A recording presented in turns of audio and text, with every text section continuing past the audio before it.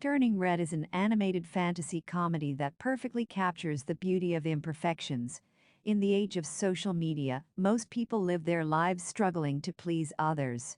But no matter how immaculate one may seem on the outside, everyone has an adorably flawed side that just wants to give and receive hugs, like a panda.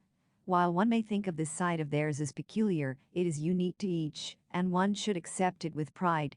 Based in 2002, Turning Red takes a viewer back to simpler, but not too old, times to see the world through the eyes of an untarnished middle schooler. The film feels like a giant panda hug to any person who is too hard on themselves, making it an excellent feel-good watch. Mylan Lee is a geeky 13-year-old Hong Kong Canadian. Her family runs one of the oldest temples in Toronto, where she works with her mother regularly to maintain it. Mylan's family is conservative and matriarchal, her mother, Ming, who is an overbearing perfectionist, and her father, Jin, who is calm and easygoing. From scoring straight A's in academics to mastering the flute and staying ahead in extracurriculars, Mylan does everything to be in her mother's good books. Under the masquerade of an overachiever, only her friends Miriam, Priya, and Abby know what Mylan is like in reality. They know that she is funny, clumsy, and mischievous. She likes making a good impression on boys and is a die-hard fan of the pop band Four Town to the extent that she has named her stopwatch Robert Jr., named after Four Town singer Robert. One day, while doing her math homework, Mylan starts sketching sexy pictures of Devon, the cute clerk at the convenience store, in her notebook. To her horror, Ming enters her room and sees all her sketches.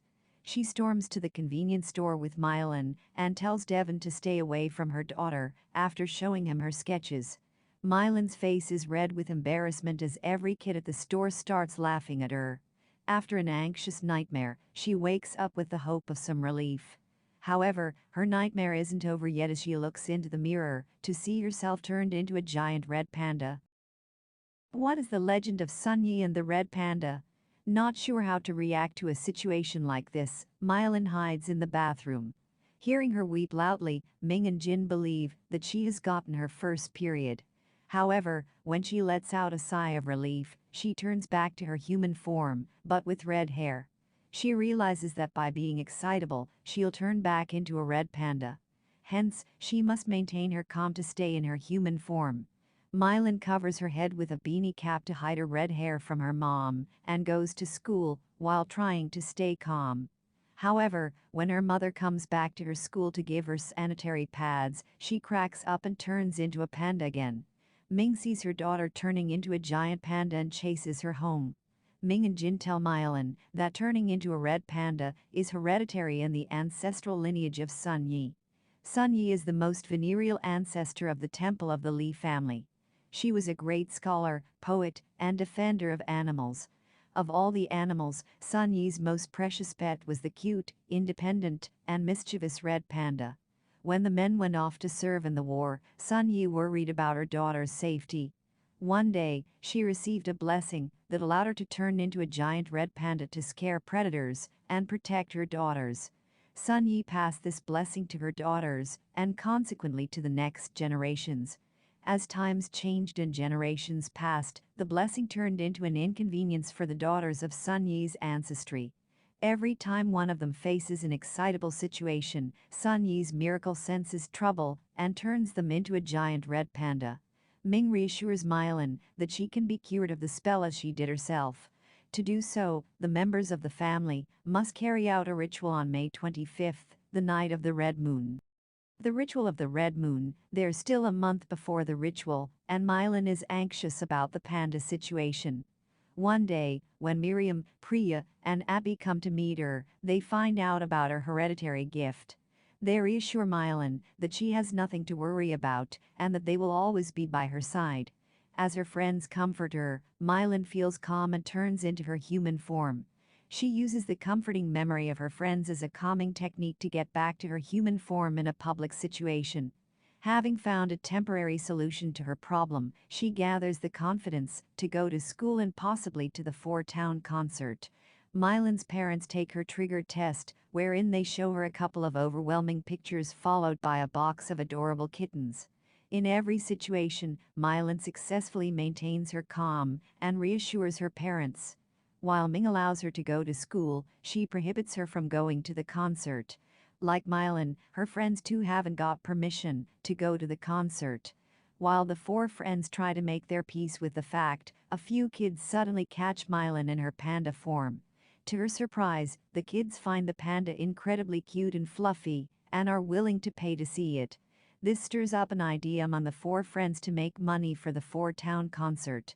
They set up a Red Panda photo booth with cool panda merchandise and started earning money out of it. Soon, the Red Panda becomes a buzz around the school. To collect money for one last ticket, Mylan decides to become a panda for Tyler's birthday in exchange for $200. However, just in time for the party, Mylan is stuck with her aunts and her grandmother, who has come to visit their place. While Mylan manages to escape her home, she is hesitant as her grandmother warns her about the consequences of using the panda too often. Nonetheless, she decides to take the form one last time and earn the money for their last ticket. Suddenly, the four friends find out that the concert is not on March 18th, but March 25th, which is the day of the ritual. Disheartened, Mylan gets into a frenzy with Tyler and is caught in the moment by her mother. Ming blames her friends for influencing her daughter, and Mylan struggles to admit the truth in fear of losing her mother's validation. Therefore, Mylan's friends are disappointed in her.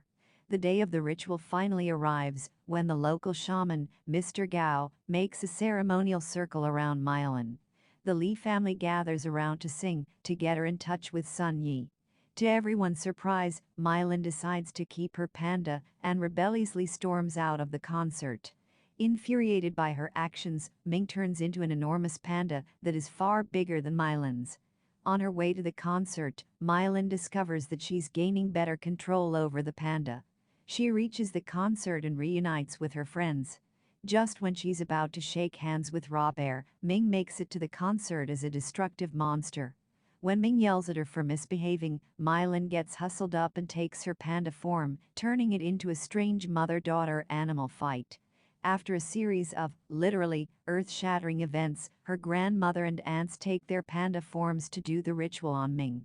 When the chanting begins, Mylan is taken into Sun Yi's world, where she sees a teenage Ming crying. Ming confesses that she too had always been anxious about pleasing her mother. Likewise, her obsession with perfectionism was reflected in her parenting. Mylan consoles Ming by saying that she doesn't need to be perfect to be loved. The two make their way to Grandma and the aunts, where everyone gets rid of their panda soul, except Mylan. Seeing Mylan's decision to keep the panda, Sun Yi is overjoyed and gives her a warm embrace, like that of a snuggly panda. Things are back to normal in everyone's lives, except for Mylan's panda form, which everyone is now aware of. However, now that Mylan is a grown-up, like she always wanted to be, she respects her personal choices unapologetically. A red panda is a symbol of balance, nonconformity, and security. Despite being a parent pleaser like most daughters of the Li family, Mylan eventually learns to embrace her uniqueness. She stops feeling the need to conform to unrealistic expectations when she is adored by her schoolmates. She uses the opportunity to collect money for the band on her own and protects herself whenever she gets bullied. Eventually, Mylan learns to balance her two forms by thinking of her happy place. Hence, in many ways, Mylan possesses the traits of a red panda. Additionally, she is gentle and cheeky, just like the animal Sun Yi adored so much. Mylan chooses to keep her panda as she learns to accept it as a part of her, unlike Ming and the other women who despised it. Mylan's character encourages one to own their individuality unapologetically. After all, you never know how much of. Turning Red beautifully captures the parenting style in Asian families that differs from the West. The obsession with grades, the chatty aunties, the parent-pleasing, etc. in the film are spot on and hilarious, something Asian kids can relate to too. All things considered, the film is relatable, quirky, and highly recommended. Why May decides to keep the red panda and why her family doesn't. May was freaking out about her turn into the red panda, and who wouldn't be? while Ming revealed there was a darkness to the red panda, which only grew in strength the more she transformed into it. Before the ceremony, May was able to control her emotions enough so that she could become the red panda on her own terms. Over the course of turning red, May became comfortable with the red panda and grew in confidence with regards to the changes to her body and growing up. While Ming, her grandmother and aunt still lived in fear of the red panda and the emotional turmoil that seemed to come with it, May was finally at peace with her red panda by the end of the film. She saw it as a strength, not a weakness, and fully embraced who she was, the two different sides of her, and the pains of growing up and the changes that came along with it. While May didn't know exactly what awaited her following her decision to keep the red panda, she realized she had to figure that part out on her own, and that the panda wasn't something she should hide away. It was a part of her now, and she accepted that, as well as the responsibility that came with it. Her family, on the other hand, had already lived for many years having closed that part of themselves off. Ming, her sisters, and mother didn't embrace the red panda in the ways May did, and so it made sense for them to return the panda spirit and carry it with them instead. Are red pandas important? Turning red sees May becoming a red panda because of a mystical and ancient family history. May's ancestor, Sun Yi, channeled the spirit of the red panda, harnessing her emotions and turning into the panda's physical form to protect her village and family. In mythology, red pandas don't have as much of a central importance or mythological effect as the regular black and white pandas, but they are considered symbols of balance, protection, and patience. Seeing a red panda also suggests one should rely on themselves to be happy instead of pleasing others, which is something turning red deals with directly. Since the red panda is a unique animal, like a cross between a panda and fox, its spirit animal symbolism often relates back to a sense of individuality. It is said that if one sees the red panda as a spirit animal, then there is turmoil in one's life. May can relate to this as she goes through her changes. During a press conference for Turning Red, director Domi Shai stated the red panda was chosen as an adorable metaphor for the scary, unadorable, awkward, and cringy changes we go through during this age.